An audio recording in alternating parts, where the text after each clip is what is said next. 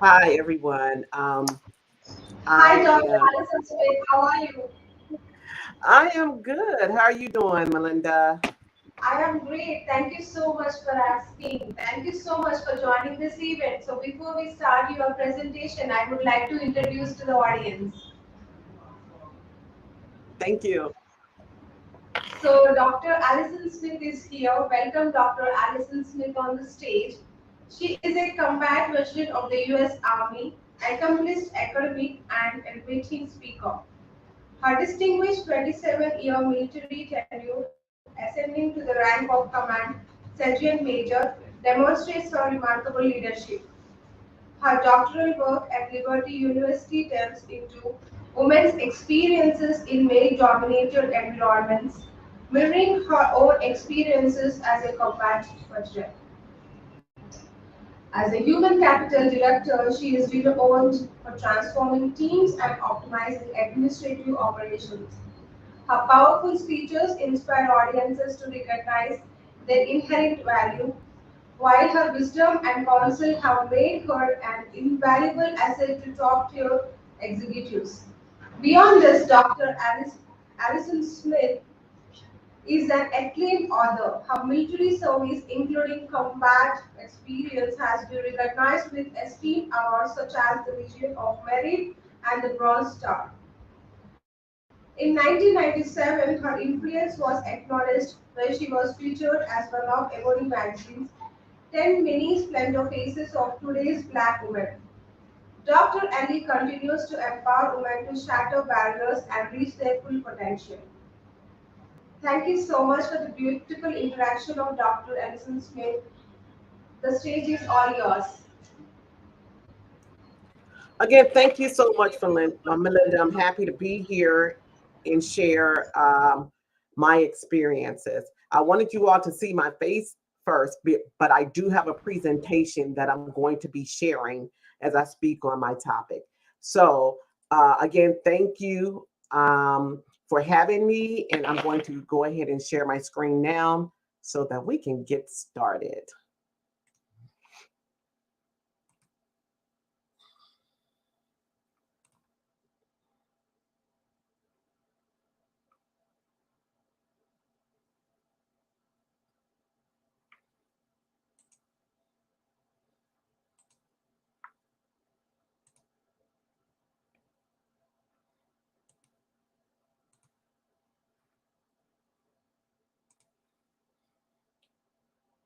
So, I hope everyone can see my screen. The screen that should be showing is the topic, which is harnessing women's unique strengths of influential leadership and empowering the next generation.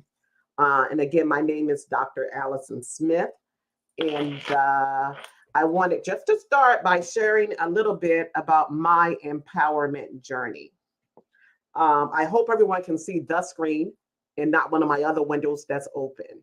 So if not, then I hope that someone from Win will just send me a text via LinkedIn and say, "Hey, Allison, you're on the wrong screen," because I can't see what you're seeing.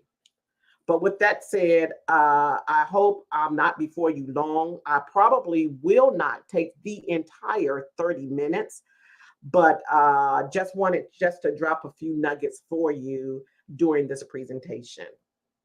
As I was introduced, my name is Dr. Allison Smith, and again, I always get stuck here on how do you introduce yourself. You know, we see many things, and we've been briefed on, the introduction of yourself or your presentation shouldn't be boring. You should ask a question. You shouldn't do it the old fashioned way, which is really telling about yourself, or you should do a scenario. Well, I've decided that I'm going to do it the old fashioned way just by introducing myself. You see the picture on the screen with two little girls, one in a long winter coat and one with a dress on with the hem that's torn. Then you see one with a young lady or a military member standing next to uh, a male leader, if you will. The little girl with the dress on, that's me. And then the young lady soldier in the picture is me as well. So my empowerment journey. You will probably be surprised that the little girl in the blue dress had low self-esteem, was bullied, uh, thought she wasn't the cutest or the prettiest or the smartest or the most athletic, really didn't think that she had much of anything to offer to anyone or the world. Um, I was the youngest of 12 children. My mother had 10 biologically, and then she had to raise her brother and sister because my grandmother, her mother, died on the table while she was getting a pretty much a minor procedure. So a lot of my empowerment came from my mother, right, without knowing it. My mother was the one who taught me how to work hard. She taught me that you had to be resilient. She taught me not to give up, right, within the household. But when I went outside, it was a different story. At school, kids can be cruel. They were bullied, and they were bullies because we didn't have, you know, all of the nice things that others had. My father was in the home, but he died when I was 3, and he was in and out of the home, if you will. So we had a stepfather who was a father figure, but uh, he was a different type of father figure, if you will. So I pretty much went through life the way my mother did, trying to give us everything that we needed to have to survive. And that's how I live my life every day. I live my life to survive, uh, trying not to be bullied. I would even say my empowerment story was that was made because I didn't feel like I had power at all. I just lived day to day to day, trying to stay under the lens. Well, one day I decided, as a result of a high school counselor telling me that I wasn't smart enough for college, and it was better for me to go in the military. I made a decision to go in the military, the United States Army, and that was one of the best decisions I had ever made in my life. Actually, all of my brothers had joined the military. As I said, it was 12 of us. We had 6 boys and 6 girls, except with the exception of one. So I was the first girl to join the military and the only girl to join the military in my family.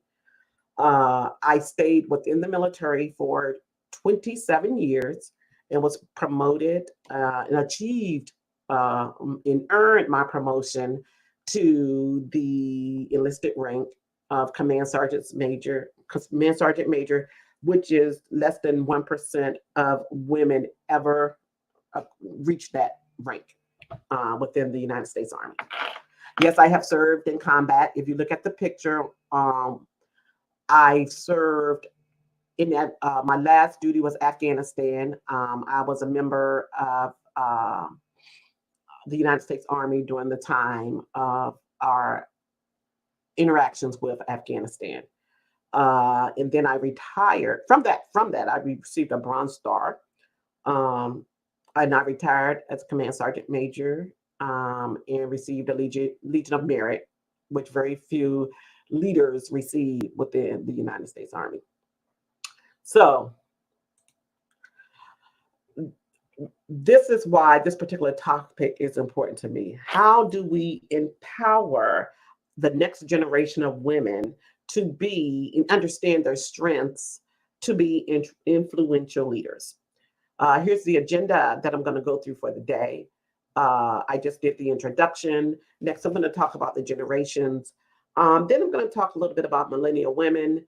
And then because I like to leave people with messages that they can understand, I'm going to talk a little bit about empowerment by leaving you an acronym, empower. Then I'll take questions if you have any of me or if we have time to do so.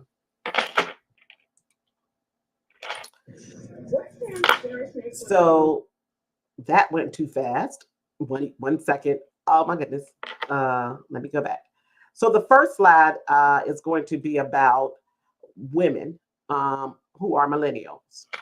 I asked two questions. I could have gone through research, I could have gone through statistics, I could have uh, um, presented a bunch of theory here because that's what I do. I'm a researcher. But I thought, who better to answer the question about what women like me, I'm a generation Xer, can do to help millennial women. And I thought the best way to do that was to ask millennial women. So I asked them two questions. The first question is, what unique strengths the millennial woman, believe that women possess that make them influential leaders? And another question was, how can Generation X women help empower millennial women in their journey towards success in life? And I wanted to just share this video with you of about, I think it's 4 or 5 women, millennial women, that I asked this particular question. As you are listening to the video and as we go throughout the presentation, I do want you to kind of write down or jot down what you're actually hearing from these women that they need from Generation Xers. And if you're a millennial woman that's watching this presentation, just to jot down a few things that you think that, how we can help you to be successful or reach your goals and dreams in life.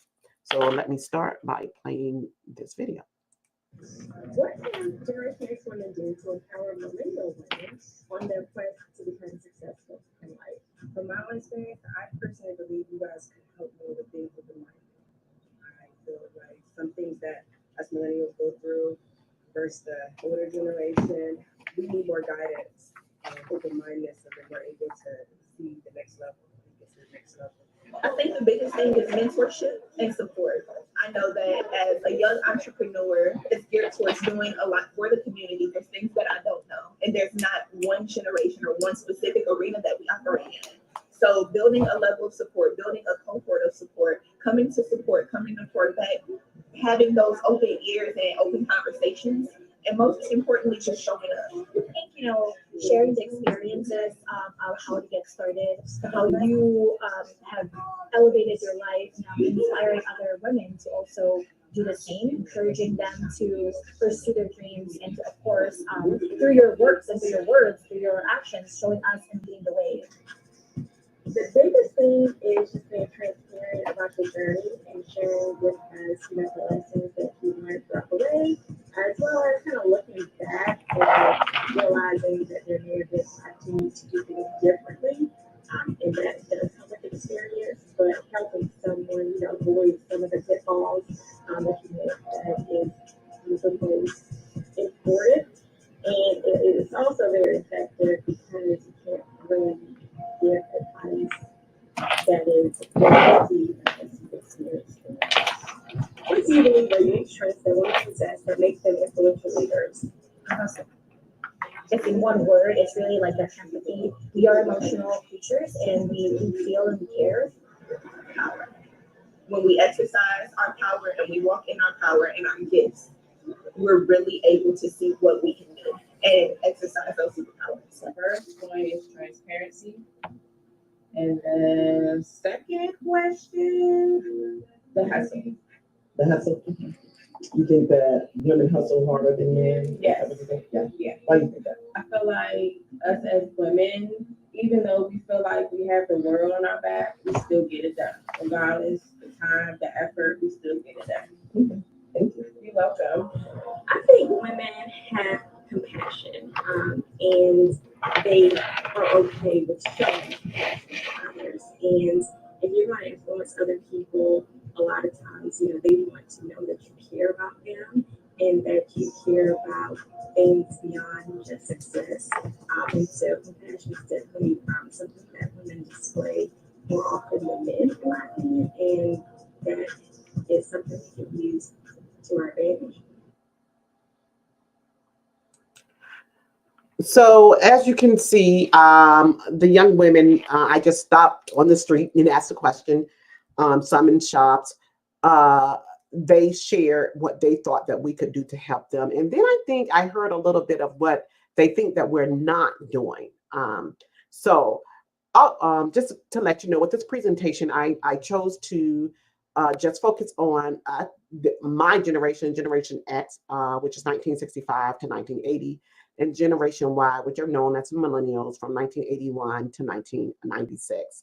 Now, you do have our Generation Zers, but they're from right now, they're 11 years old to 26 years old. But for the purpose of this presentation, I wanted just to focus on the Generation X and Generation Y. So I thought I would share some of the characteristics of both of these generations. And as you can see from Generation X to Generation Y, we do have a couple of maybe a few traits that are the same. For example, we are Generation Xers are digitally connected, and as you know, Generation Y are very tech savvy, right? We do what we do more so on the being digitally connected as Generation Xers is that we're more of researchers. We use social media and we use the internet more for research purposes or to stay connected with family. The Generation Yers, right? They are more tech savvy. They use technology for everything. We are resilient. The Generation Xers, we are adaptable. We're collaborative, and also Generation Ys are collaborative. And the Generation Xers, we seek professional development and mentorship outside of work. And I think that many of the traits of the Generation Xers, when we talk about empowerment, that we could share with Generation Y. And I think the reason that we're that way is because of when the time that we lived in the 60s and the 70s and the 80s, right? The late 60s and 70s within the United States, we were just coming out of the Vietnam conflict. That time took away a lot of the men out of the household, and the women had to really be the caretakers of their family. And they had to make sure, as I said earlier about my mother, that they had everything that they needed to live. They also made sure that that we never quit. If you fall down, you get back up, right? The millennials, on the other hand, are ambitious, quick communicators, and I like the one about responsive to feedback. Some of us think that that's to a fault, right? We ask or tell a millennial to do something, and the millennials always ask the question, why? When we were young, we couldn't ask our parents in my culture, why? You ask your mom why, you might get knocked out. Now we want to make sure, Generation Yers or the millennials want to know why they are doing certain things. And I don't think that is necessarily because they want to be, smart mouth or resistant. It's just because they need to understand why. They seek work-life balance, and they really thrive off of seeking reward and praise.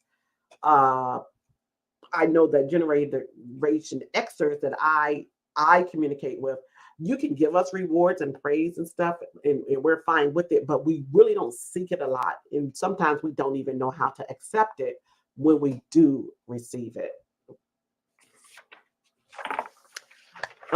So how can we help? Really, how can we help? I want us to think about it.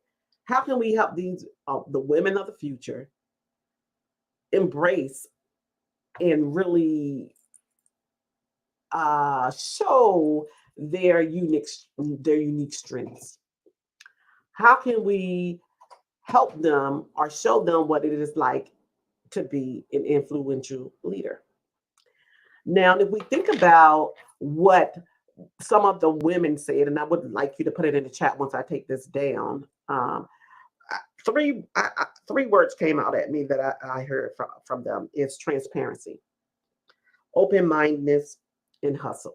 Those were the three words that I saw. But what I like to do when I present or I teach is I like to leave my message within an acronym, in an acronym that one will remember. So, how can we do it overall as women? And I think what I heard was empower, the main message. So, I went ahead and I made an acronym of empower that we can remember of the things that we can do to help the next generation in empowering them. So, the E is what? Explore ways to help. So, we have to begin by exploring the various ways that we can support and uplift the younger generation. But we have to make sure that one of the ways that we do it is sometimes, or some of the ways that we do it is sometimes the very things that we don't like to be involved with.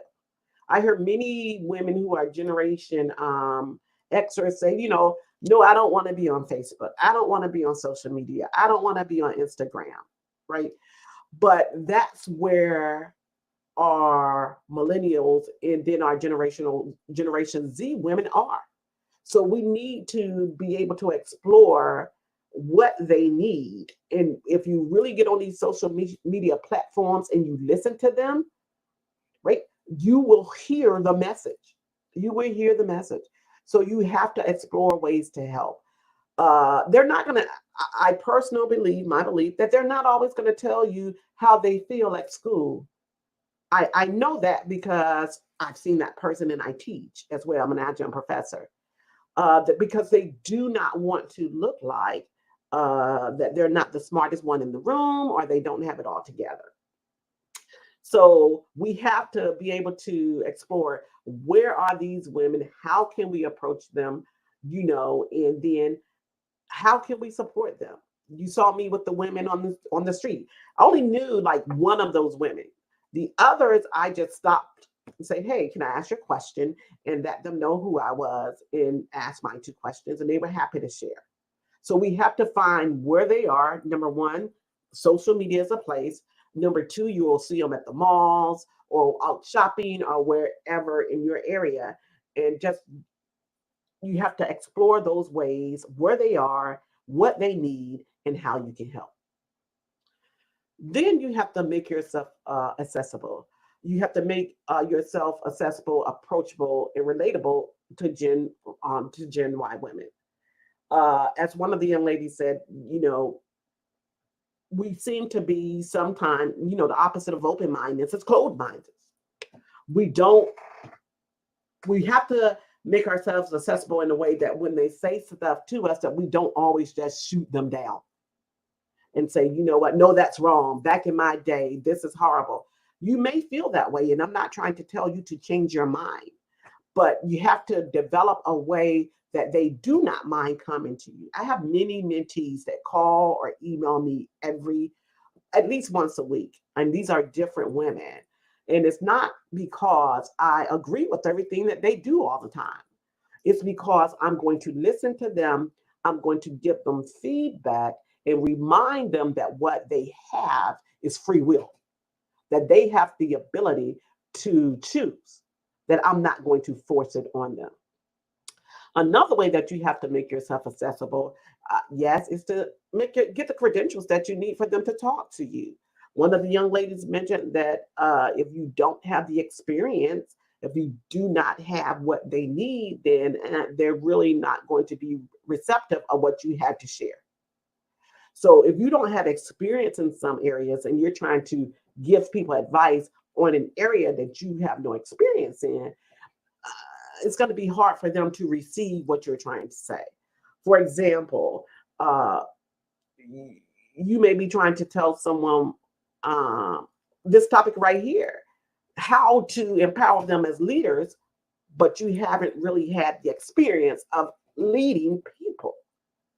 I think that you have to then make yourself accessible and to do the things that you need to do in order to receive to get the credentials that you need to be the person that can actually empower these young women or these women.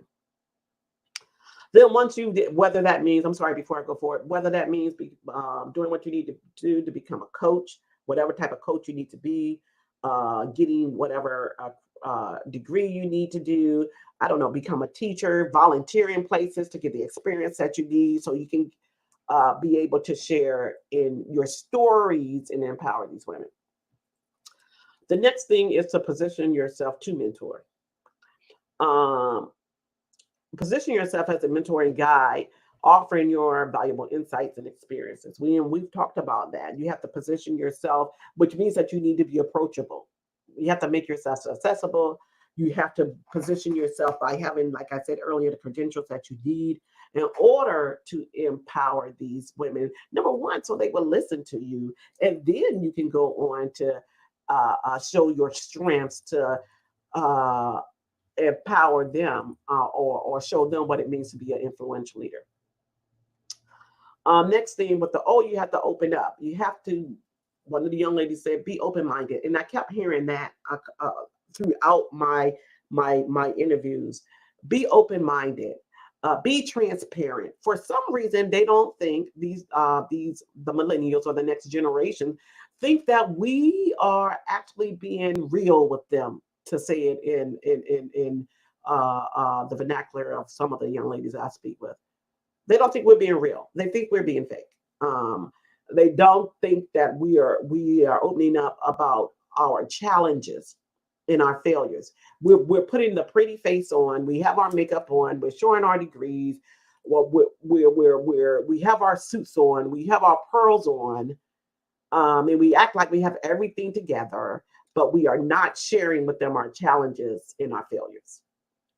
We have to be able to openly communicate with them on those areas too. Then I believe we'll be able to connect with them on a deeper level. Okay. Wisdom. Wisdom is a part of empowerment. Look, you have to be able to share your wisdom. That's basically what I do. Can I research? Yes, I can research. But I was in the military for 27 years. I now, I teach. I have over 35 years of experience. But all of that is it's great. But I think one of my most powerful strengths that I have, I'm sorry, a vehicle just drove past, is wisdom. Wisdom is always key when it comes to being transparent and offering guidance. Because normally wisdom comes from your life experience. Wisdom is that thing that you can't explain how you know, but you know, right? That's wisdom. And we have to be able to share our wisdom and do understand that it may not be accepted, but it doesn't mean that just because they don't want to hear it, that you don't share it. You say what you need to say, and then you leave it alone. You do not force feed them, and you do not put it down their throat. The Bible says that when you train them up in the way that they should go, when they grow old, it will not depart. And I think as a person of a particular age, as a Generation Xer myself, I do remember the stories in those key things that my mother and my great aunt shared with me. Okay. Be okay with that when it comes to empowerment. Be okay with explaining the why. Make sure you clearly explain the reasons behind your advice and the actions to help them understand and learn. They may not want, if they come to you and they want to hear it, just don't say, hey, let me use, for example, someone who's trying to become, I don't know, rent a house rather than buying a house. Let's say they come to you for something like that. Be able to share the why behind it being more important to buy versus rent. So clearly explain those reasons behind your advice and actions to help them to understand and learn. Okay. And then I think in order to empower women or younger women, that we have to stay relevant. And I know you keep hearing this over and over and over again. It doesn't mean that I'm asking you or advising you to go out and to dress, like them or to speak like them or to dance like them. No, I think that we just need to be aware and stay relevant with the challenges that they are facing, with the things that they want to do or their dreams. We need to understand what are the factors or the obstacles that are that they are facing, um, as a result of growing up or in the time that we are in right now. So we need to continue to evolve and stay relevant to effectively connect and engage with those GY women. And so, yeah, that is my take on empowering and how we can help them achieve their dreams and their successes in life, and then also to become influential leaders.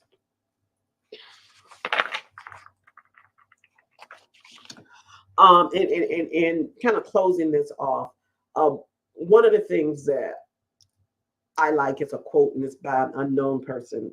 Um, it says basically, we can show them better than we can tell them. If our audio doesn't match our video or vice versa, our video doesn't match our audio, we're just a bunch of words. I mean, you could be a professor looking at this presentation. You could be the CEO of a company. You could be a millionaire watching this presentation. But it does not matter if what you present in video doesn't match your audio. You will lose them every single time. And you can take this from a person with experience. I've trained thousands of people in the military and also led, I would say, hundreds of people in my current life. You have to be able to show them your video and how you make someone feels outweighs all of your intelligence and expertise in any subject. So with that being said, I think that relates to empowering them because they need to know what leadership and what right looks like. With that, this is how you can reach me. And with that, I will go out of the presentation. If anyone has any questions or would like to make any comments, I'm happy to hear them. I'll come back on camera.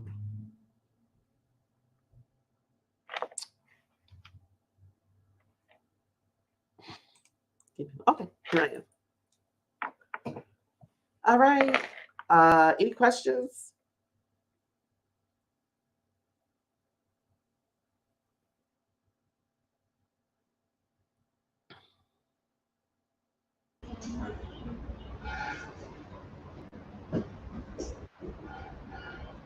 That was a Hi, I'm wonderful. back. Thank you, Dr. Allison.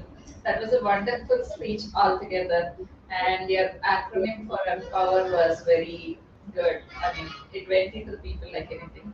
Thank you so much. Melinda, do you have any questions for Dr. Smith? Yes, yes, Shruti, we do have a question from our audience for Dr. Allison Smith. Here is a question.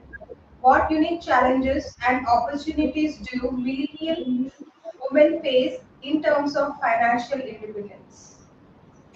In terms of what? I'm sorry, I didn't hear the last. Financial independence. I think what I've learned, I learned from women.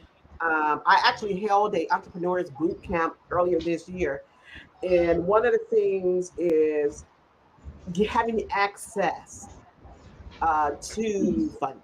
So having access to funds. So those are some of the challenges. So I'll speak in two areas. One is if someone is trying to start a business. And so if they try to start a business and they don't have, family wealth or financial wealth, that's been passed down to them, they have problems with acquiring funds to start their business.